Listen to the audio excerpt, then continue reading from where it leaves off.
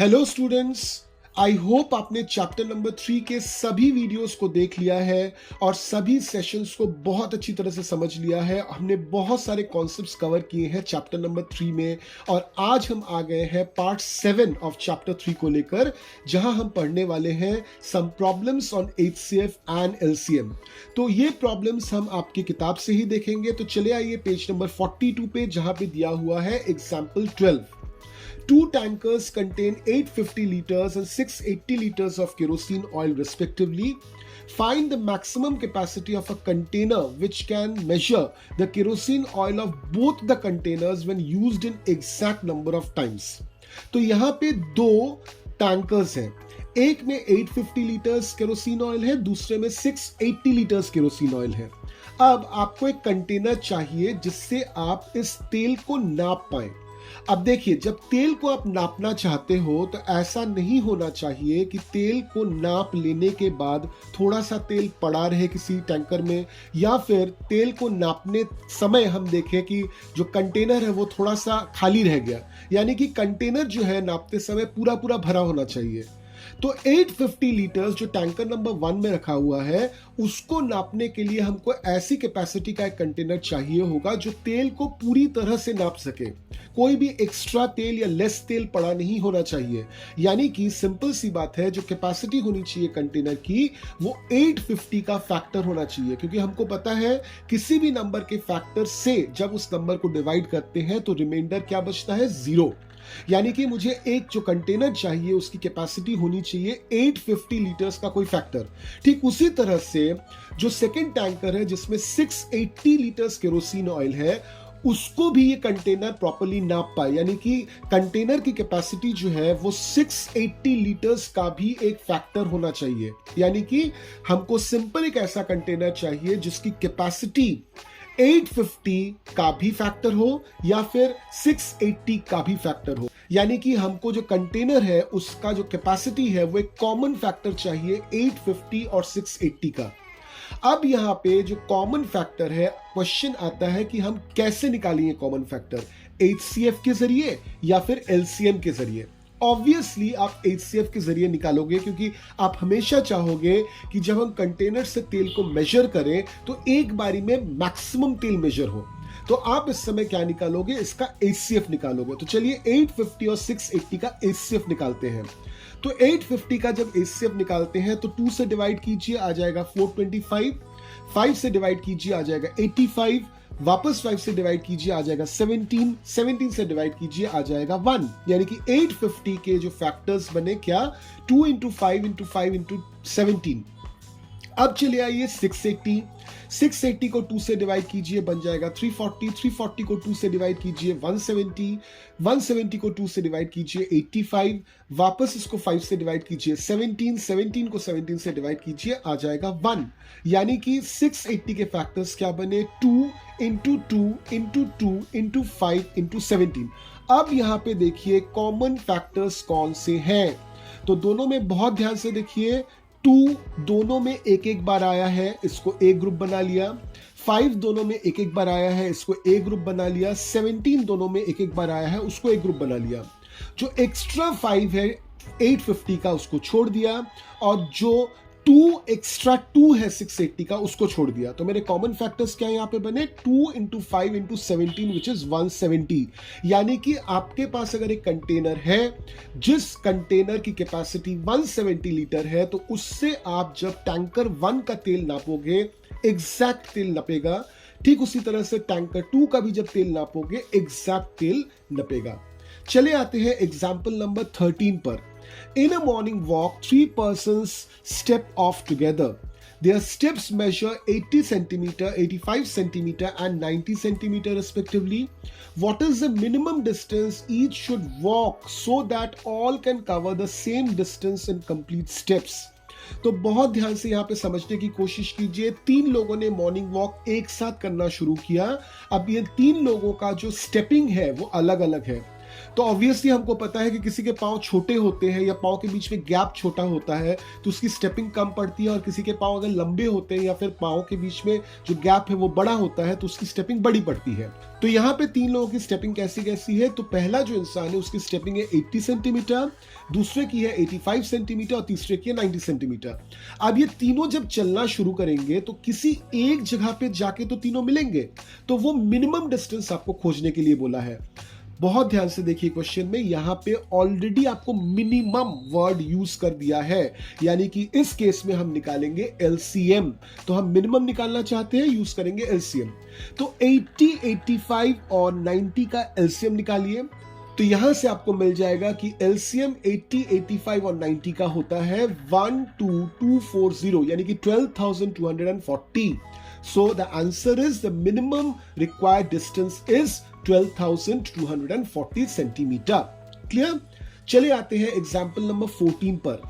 Find the least number which when divided by 12, 16, 24 and 36 leaves a remainder 7 in each case। यानी कि ऐसा एक number जिस number को आप 12 से डिवाइड करो या फिर 16 से डिवाइड करो या फिर 24 से डिवाइड करो या फिर 36 से डिवाइड करो, हर एक केस में आपका रिमाइंडर 7 ही आना चाहिए। ऐसा एक लीस्ट छोटा नंबर आपको चाहिए। क्वेश्चन में ही लीस्ट टर्म का यूज हुआ है, जैसे पहले वाले क्वेश्चन में मिनिमम टर्म का यूज हुआ था, तो यहां पर भी हम लीस्ट टर्म का चूंकि यूज हुआ है हम निकालेंगे एलसीएम। तो चलिए निकाल लेते हैं 12, 16, 24 और 36 का एलसीएम। स्क्रीन पे देखिए एलसीएम का प्रोसेस दिया हुआ है, आपको ये प्रोसेस अच्छी तरह से आता है। तो एलसीएम देखिए निकल के आया है 2 into 2 into 2 into 2 into 3 into 3 and which is equals to 144। तो 144 वो नंबर है जिसको आप 12 या फिर 16 या फिर 24 या फिर 36 से अगर डिवाइड करते हो तो आपका आंसर कितना आएगा या फिर आपका रिमाइंडर कितना आएगा, 0 आएगा। अब हमको रिमाइंडर कितना चाहिए, 7 चाहिए। तो ऑब्वियसली 144 के साथ अगर आप 7 ऐड कर देते हो यानी कि उसको बना देते हो 151, तब इस 151 को जब आप 12 से डिवाइड करोगे या फिर 16 से डिवाइड करोगे या फिर 24 से या फिर 36 से डिवाइड करोगे, आपका रिमाइंडर कितना आएगा, 7 आएगा। क्लियर? तो इससे हमारे एग्जाम्पल्स खत्म हो जाते हैं और हम चले आते हैं पेज नंबर 44 में, जहां पे दी हुई है एक्सरसाइज 3.7। तो चलिए क्वेश्चन नंबर 1 से शुरू किया जाए। Renu purchases 2 bags of fertilizers of weight 75 kg and 69 kg. Find the maximum value of weight which can measure the weight of fertilizer exact number of times. तो रेनू ने 2 फर्टिलाइजर बैग्स खरीदे हैं, एक का वजन है 75 केजी, दूसरे का वजन है 69 केजी। अब हमको पूछा है कि वो मैक्सिमम वेट मतलब जो वजन करने के लिए जो यूज होता है, मैक्सिमम वेट बताइए कि जिसको यूज करके इस वजन को नापा जा सके। तो चूंकि यहां पे टर्म यूज कर दिया है maximum, you have to find the HCF of 75 and 69। तो HCF निकालिए, जो भी आपका HCF निकलता है that will be the answer to this particular question. चले आते हैं क्वेश्चन नंबर 2 पर। 3 boys step off together from the same point. Their steps measure 63 centimeters, 70 centimeters, and 77 centimeters respectively. What is the minimum distance each should cover so that all can cover the distance in complete steps? वापस से ये question जो है एकदम मिलता जुलता है question number 13 या एग्जाम्पल नंबर 13 से। तो सेम प्रोसेस यहाँ पे अप्लाई कीजिए, एलसीएम निकालिए, 63, 70 एंड 77 का आपको मिल जाएगा इसका आंसर। चले आइए क्वेश्चन नंबर 3 पे। The length breadth height of a room are 825 centimetre, तो ये है लेंथ, 675 सेंटीमीटर ये है breadth and 450 centimetre respectively. So 450 is the height. Find the longest tape that can measure the 3 dimensions of the room exactly. Simple सा यहाँ पे ध्यान दीजिए this word पे, वो है longest। longest मतलब कहाँ से मिलता जुलता है, highest या lowest? obviously highest से। तो आपको यहाँ पे निकालना है HCF। तो ये जो 3 वैल्यूज दिए हैं 825, 675 और 450, इसका HCF निकालिए, आपको मिल जाएगा इसका आंसर। चले आते हैं क्वेश्चन नंबर 4 पर।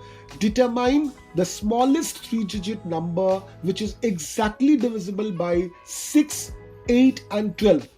इस केसेस में क्या करना है बहुत ध्यान से समझिए।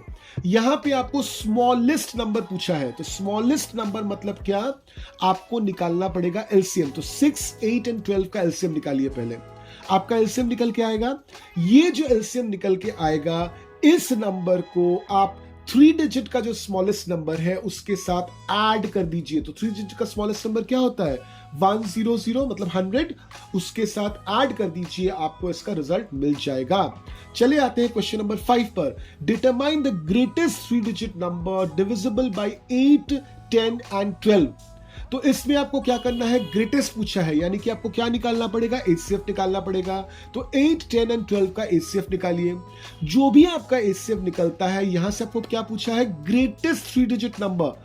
तो 8, 10 और 12 का एचसीएफ निकालिए। एचसीएफ निकालने के बाद आप उसको जो सबसे बड़ा 3 डिजिट नंबर है विच इज 999, उसमें से माइनस कर दीजिए। तो स्मॉलेस्ट जब निकालने के लिए बोलता है, हम एलसीएम निकाल के ऐड करेंगे। जब हमको बोलता है कि हाईएस्ट निकाल के बताओ, तो हम क्या करेंगे, एचसीएफ निकाल के जो लार्जेस्ट नंबर है उससे माइनस करेंगे। ठीक है, चले आते हैं क्वेश्चन नंबर 6 पर। The traffic lights at 3 different road crossings change every 48 seconds, 72 seconds and 108 seconds respectively. If they changed simultaneously at 7 a.m., at what time will they change simultaneously again? Same तरह के questions हमने पहले भी किए हैं, थोड़ा सा यहां पे लैंग्वेज ट्विस्ट है। 3 ट्रैफिक लाइट्स हैं, एक जो हर 48 सेकंड्स में चेंज होता है, दूसरा जो हर एक 72 सेकंड्स में चेंज होता है, और तीसरा जो हर एक 108 सेकंड्स में चेंज होता है। ठीक है, तो अब ये तीनों के तीनों ट्रैफिक लाइट्स चेंज एक साथ हुए थे सुबह 7 बजे 7 AM पर। अब आपको पूछा है किस वक्त ये वापस एक साथ चेंज होंगे। अब देखिए, तीनों का जो चेंज होने का टाइम है ना, वो तो अलग अलग है।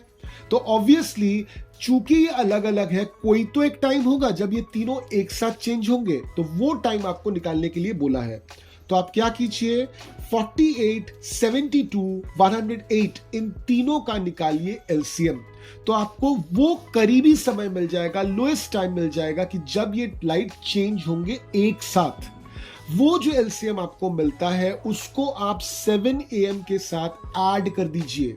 तो जब आप 7 AM के साथ ऐड करोगे तो आपको मिल जाएगा वो टाइम जब ये वापस एक साथ चेंज होंगे। क्लियर? चले आते हैं क्वेश्चन नंबर 7 पर। 3 tankers contain 403 liters, 434 liters and 465 liters of diesel respectively. Find the maximum capacity of the container that can measure the diesel of the 3 containers exact number of times. This is same as what we have seen in the example 12. एकदम same है, तो उसी process से इसको solve कीजिए। Question 8, find the least number which when divided by 6, 15 and 18 leaves the remainder 5 in each case. Least number पूछा है, यानी कि आपको क्या करना पड़ेगा, 6, 15, 18 तीनों का एलसीएम निकालना पड़ेगा। एक बार आपका एलसीएम निकल के आ जाए तो वो एलसीएम होगा वो वाला नंबर जिसको आप 6, 15 या 18 से अगर डिवाइड करते हो तो आपका रिमाइंडर आएगा 0। अब आपका रिमाइंडर कितना आना चाहिए, 5 आना चाहिए, यानी कि वो जो एलसीएम आपने निकाला उसके साथ 5 ऐड कर दीजिए, आपको वो वाला नंबर मिल जाएगा कि जिसको आप 6, 15 या 18 से अगर डिवाइड करते हो तो आपका रिमाइंडर 5 है। ठीक है, चले आते हैं क्वेश्चन नंबर 9 पर। Find the smallest 4 digit number that is divisible by 18, 24 and 32। This is same as what we have seen in question number 4। वही वाला कॉन्सेप्ट यहां पे लगाइए। Question number 10, find the LCM of the following numbers. अब ये जो 4 set of numbers दिए हैं ना, इनका एलसीएम निकालिए। आप एक मजेदार बात यहां पे देखेंगे कि 9, मान लीजिए 9 और 4 का आप एलसीएम निकाल रहे हैं, तो 9 के फैक्टर्स क्या हैं? 9 के आपके फैक्टर्स है 3 into 3 into 1। 4 के फैक्टर्स क्या है, 2 into 2 into 1। तो यहां पे 1 जो है that's only the common factor, है कि नहीं? यहां पे 1 जो है दैट्स ओनली कॉमन फैक्टर, बाकी कोई कॉमन फैक्टर है नहीं। तो इन केसेस में जहां पे 1 के अलावा आपको कोई कॉमन फैक्टर नहीं मिलता है, आप सिंपल देखिए, नंबर्स को मल्टीप्लाई करके जो रिजल्ट निकलता है वही रहेगा एलसीएम। यानी कि 9 और 4 का आप एलसीएम निकालने की कोशिश कीजिए, आपका एलसीएम निकल के आएगा 36। मैंने डायरेक्टली कैसे बता दिया बिना उसको किए, क्योंकि सिंपल 9 और 4 को मैंने मल्टीप्लाई कर दिया, 9 और 4 को मल्टीप्लाई करने से आता है 36। सेम कॉन्सेप्ट आपका बी, सी और डी में लगेगा। चले आते हैं क्वेश्चन नंबर 11 में। Find the LCM of the following numbers in which one number is the factor of the other. 11 का 1 देखिए, एक एग्जांपल मैं आपको समझा देता हूं, आप बाकी का पूरा कर पाओगे। नंबर्स है 5 और 20। अब यहां पे देखिए 5 और 20 में एक रिलेशन है। 5 जो है वो खुद 20 का एक फैक्टर है, यानी कि ये दो नंबर्स का सेट हर एक में दिया हुआ है, इसमें से एक नंबर जो है दूसरे नंबर का बेसिकली एक फैक्टर है। तो जब भी आपको दो नंबर्स दिए हैं कि जिनमें एक नंबर दूसरे नंबर का फैक्टर है, तो उनमें से जो बड़ा नंबर होता है that is basically the LCM. तो 5 और 20 का एलसीएम मैं आंख बंद करके बिना सॉल्व करके बता सकता हूं विल बी 20, क्योंकि जैसे मैंने बताया if there are two numbers, one number is the factor of another, then the larger number is basically the LCM. तो इससे खत्म हो जाता है हमारा एक्सरसाइज 3.7 और साथ में ऑल्सो द चैप्टर 3। तो चैप्टर 3 में जितने भी क्वेश्चंस हैं, चाहे वो एग्जाम्पल से हो या फिर एक्सरसाइज के क्वेश्चंस हो, सबको सॉल्व कीजिए खुद से। हर एक क्वेश्चन को सॉल्व करके देख लीजिए कि हर एक कॉन्सेप्ट आपको क्लियर है कि नहीं। अगर कोई भी डाउट आपको होता है तो बेहिचक मुझे कांटेक्ट कीजिए मेरे व्हाट्सएप नंबर पर, या फिर मुझे मेल लिखिए। मेरा WhatsApp number as well as mail ID description में दिया हुआ है। वापस हम मिलेंगे अगले सेशन में, जहां पे हम लोग डिस्कस करेंगे चैप्टर 4, और चैप्टर 4 का टॉपिक हमारा है basic geometrical ideas. Till then keep learning.